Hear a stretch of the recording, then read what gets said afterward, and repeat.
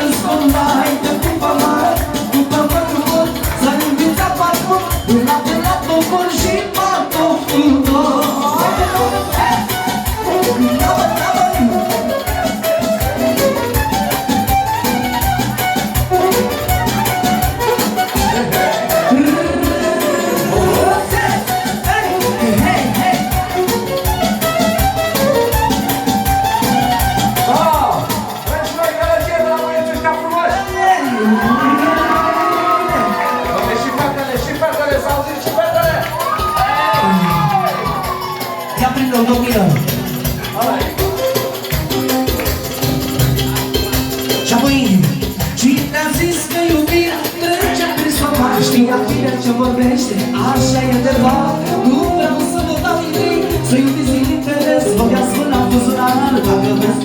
Cine a zis că iubirea, atențiune de la vioara fermecată. Pentru Alesio, Alesio, Alesio. Pentru papi, s-a dat număr pentru papi. Pentru Petru. Pentru Marian Valoare.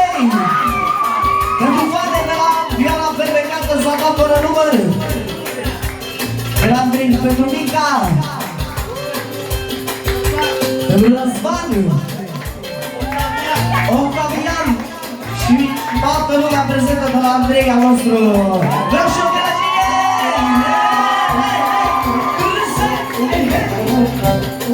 Și apoi spune așa.